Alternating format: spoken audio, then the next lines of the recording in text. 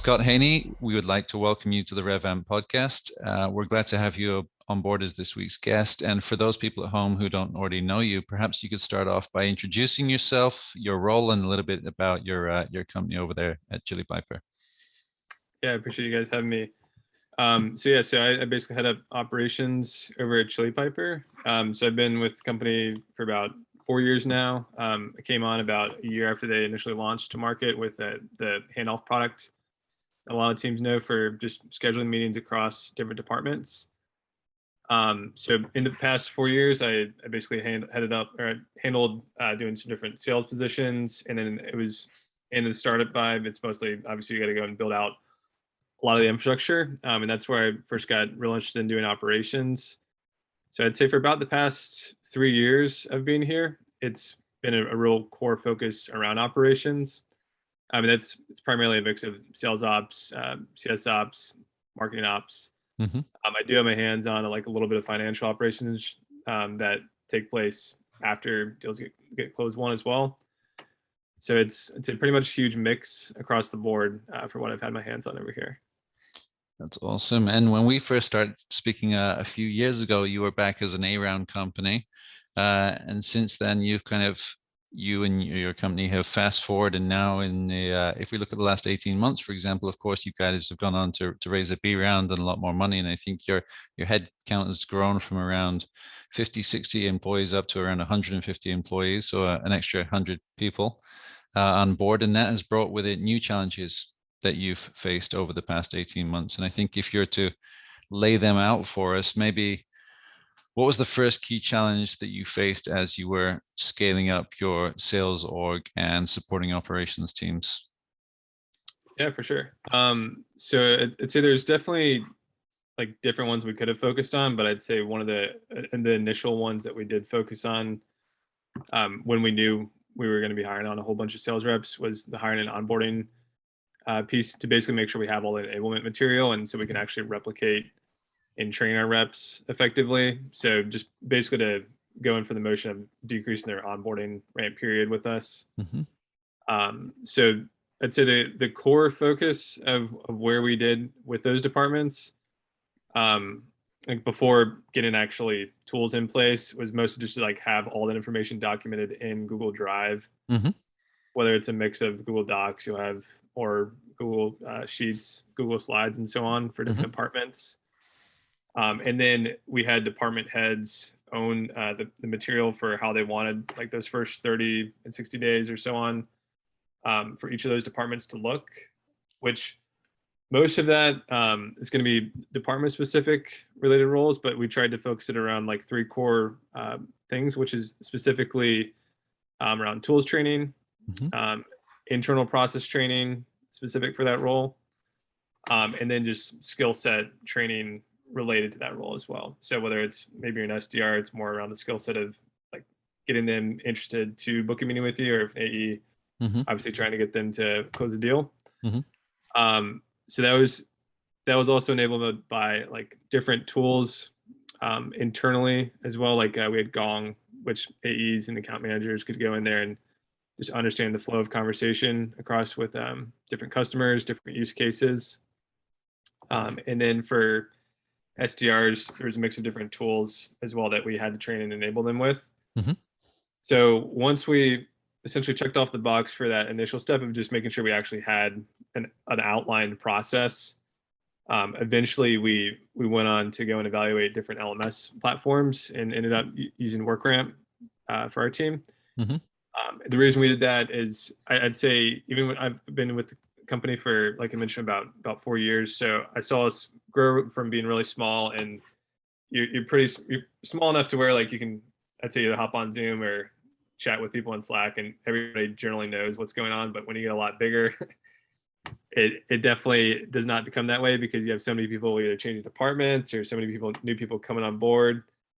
So you got to have that documentation layer in place. So that's essentially like one big thing that WorkRamp enabled us to do.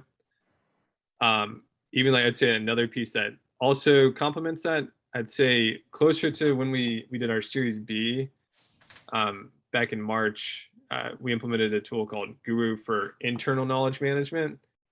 as opposed to just like an onboarding path or like transitioning to different roles. So I'm happy to like talk about our experience doing that as it relates to the RevAmp onboarding as well. Mm-hmm. Do you want to go into that a little bit more now as to what that was like for you guys? Yeah.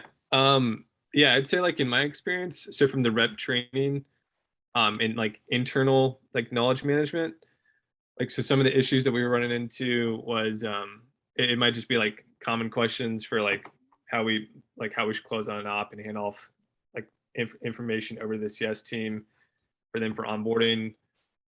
It could be just like general questions of like, hey, how do I go and expense this for trips or for like just general like company meetups and so on. Mm-hmm. So a lot of that tends to again just be in people's heads, but you got to have that documented.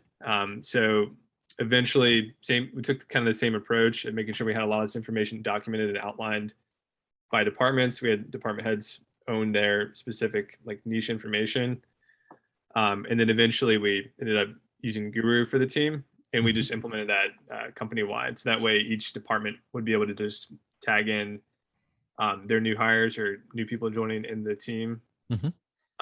Specifically just so it kind of complements where the reps are living day to day, like whether they're in Slack, in Gmail, and then it also makes it just real convenient to search from their Chrome extension, just because they have like basically some like I'd say more of a machine learning component to it where it'll like you type in a search term and it'll help surface obviously the most relevant piece of content. So I'd say like the training enablement piece definitely makes a huge impact. So you kind of see that maybe like a little bit later on in the company, but looking back at it, it definitely is worth doing because you're going to quickly be bottlenecked by a ton of the same questions that you wish you had documented earlier. Absolutely. I've seen that firsthand over and over again. Okay, so what was the next step or stage after that for you guys?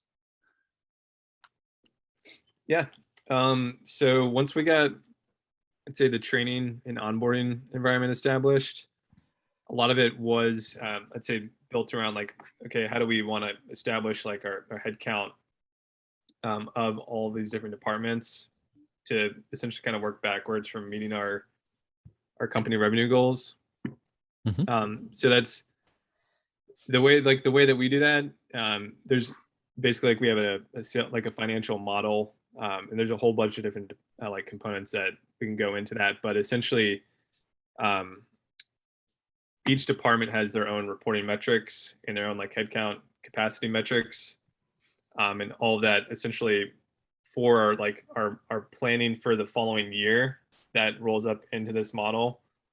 And it's all based on those department specific metrics. Like for a closing role, it's going to be essentially revenue based. For let's say like marketing or sales development, we're more so looking at like pipeline, which essentially just again ties over to the account manager the account executive, and then account managers own our existing business. So that piece, in addition, there's other components to it that also look at like their capacity of like meetings. That way they can essentially like say, hey, like here's about how many meetings on average a rep should be maintaining in order to like have this much pipeline. These are conversion rates, and this is how much they should be able to bring in business. So at the end of the day, we're basically looking at that total revenue number in the financial model, and then using those, I'd say, a little bit more granular metrics to actually say, hey, here's about how many headcount we should have on the sales team to actually hit our new business number. And then here's how many account managers they're going to need, and here's how many accounts they can realistically manage. Because if they hit, let's say like for enterprise, for example, if they're managing over like 15, 20 accounts, it starts to become very unmanageable from the amount of meetings that they're going to be having relative to like all the other miscellaneous tasks. So you would count basically at an operation level, even how many meetings or touch points it takes to close the deal, like retrospectively, so that you can plan forward. Is it? Yeah, exactly. So yeah, it's a lot of it. I'd say it's obviously just looking at that key like company number, and then working your way backwards into a little bit more granular metrics. But the meetings piece, that's also just looked at to see like from an actual capacity standpoint of like, they might say, hey, I'm available to receive meetings for 40 hours during a week. Yep. But then you've got all these other internal meetings you might have to account for, which might take up, let's say, 5 hours internally. Mm-hmm. And then you've got, here's, let's say, 35 hours of actual availability, but how many meetings can you really fit in there, as opposed to just only like, I'd say it's administrative work as a sales rep. So like basically the goal for that is just to see, okay, how many meetings are they generally having, like new, as far as like new initial meetings, Mm-hmm. week over week, and then like follow-up meetings week over week. So then we can see, okay, here's, they should have about X amount of meetings each week. So if we can, like in our app, like we can go and see their capacity for like their utilization of, here's their working hours and here's how many meetings they're receiving week over week. So we can use a little bit of our functionality to help with that planning component. What I found interesting when you were sharing there a moment ago was, you're planning out financially like a year in advance, right? You're planning quite a ways in advance. How do you plan forward so far and yet stay agile enough? And I say that in the context of the last 18 months, 2 years, where we've had COVID and unknowns. How do you stay agile with the fact that things might change while still planning so far ahead? What is there a break-even point? Is there a margin of flexibility there? How does that work in in practical terms? Yeah, I mean, I'd say it's definitely, there's not just like one model that's got to be in place. Mm-hmm. I'd say the agile piece is typically like, we'll try and have different backups, or if there's obviously like a weird, like, I'd say, let's say maybe like a curveball that we get thrown, like with COVID coming towards us, Mm-hmm. you got like definitely having a plan in place of like, okay, here's like our worst case scenario, or here's like best case scenario of like Mm-hmm. nothing gets affected, it's business as usual, for example, for us. So I'd say, like, to answer your question on that, it's more specifically like just around having different models, just to account for potentially different scenarios that could happen to us. That's fantastic. So you've got a model for each of the main possible scenarios, and then you've got your target aims no matter what, and no matter which model you choose, you're going to get as close to the targets and the overall financial plan that you have to start with. Okay, so I got that piece. Yep. Is there a next stage over the last 18 months beyond those in terms of role? I guess you mentioned earlier when we were discussing the fact that obviously planning compensation and how to kind of keep those many new sales reps both happy and motivated was an important next step, which you guys hadn't scaled up before. So what did that look like for you guys? Yeah. So I'd say like around compensation, planning, and just like commission structuring for the teams. Mhm. So we had before Series A and our Series B, we had, I'd say, a decent, like a little bit of infrastructure for our SDR, AE, CSM, and account management team, just around the core customer facing teams. Mostly, like at that point, there might have been one or two managers at the team, and then all the rest were just individual contributors. So of course, when you're going and hiring, you got to make sure you have the right allocation of managers to reps. You don't want to just overload a manager with a million Mhm. reps, and then Mhm. they have no bandwidth to help coach or help train the reps. So once we kind of nailed that, like I'd say that ratio that we want to maintain for rep to manager, that also, I'd say, led into more like compensation plans that we had to go and build out for management, and for individual contributors. So it's sort of like a similar process that we took on the other two milestones, is mostly just making sure we documented all of it and had it in one spot. Mhm. Basically to like approach, okay, here's how we want the like individual contributor plan. And then like as they either get promoted, or they move, like I'd say like if they go from like an SDR to an AE path, like we have plans for each of those. So once we had all that documented in terms of like the payout rules, Mhm. a lot of that, like those next steps, was having to go and build a lot of that infrastructure to support it inside of Salesforce. Mhm. So I'd say it's probably like the same type of experience a lot of companies experience, is you're going to be doing a lot of this out of spreadsheets until you have it working smooth, and then once you know it's working smooth, then you can go and automate and replicate it Mhm.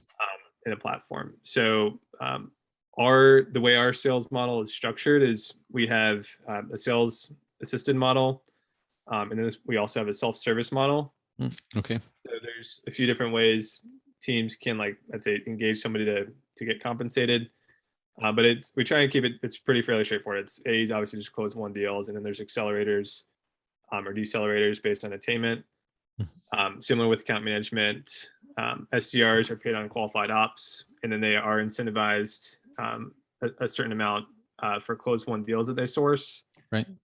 And then the CSM team's primarily incentivized on that logo retention and gross dollar logo retention as well. So once we had all this built out, then we went and evaluated different commission software platforms, and then we ultimately ended up using Spiff for the sales teams platforms. So they do a super, like, a very, very clean job with outlining how all the payout rules will work, like how all your plans and your quotas tables will look in their platform. I'd say it was definitely like a lot cleaner looking than me doing it all in the spreadsheets.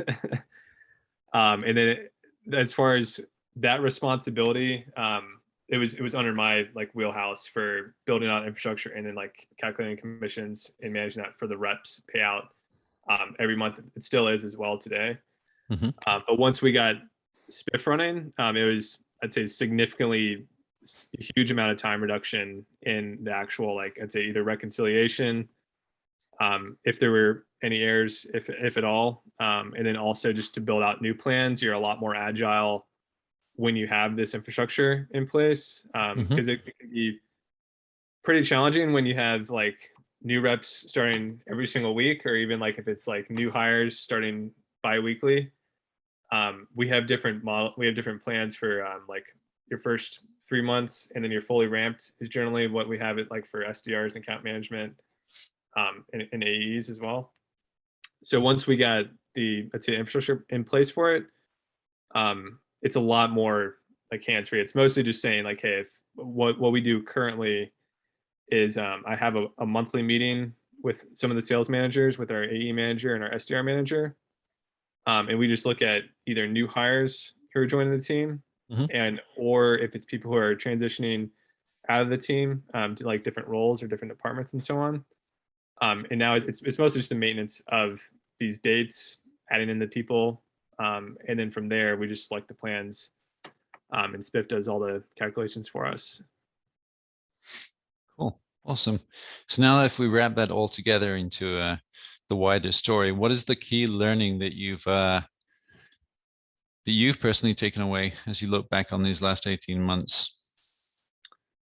Yeah, I would say in my experience, so it's definitely, like, one important thing.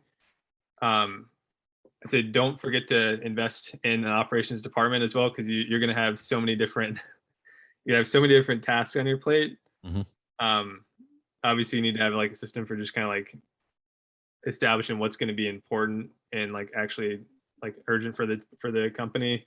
Right. So having, like, a system to establish that, like, for expectations with other people internally, because they're not going to necessarily know how long it might take to build out some of this. So just so you have, like, a system in place for expectations, and then also just making sure you champion for headcount in your department, because I'd say once you understand, like, the back end builds that you have to go through, and then the user experience that you can bring to the sales team, there's a huge uplift. I'd say, like, not only, like, team, like, I'd say workflow, but also, like, user experience. You're going to get the data that you want. Reps aren't going to, like, sit there and complain and be like, oh, I got to do, like, this new, task in Salesforce. If you have the right people in ops, they know how to make it look and, like, work really smooth for them, or even, like, be more hands off for the reps. You can remove a lot more roadblocks a lot faster, which will make you able to, I'd say, plan and obviously get a little bit more people in the door in a cleaner experience. Right.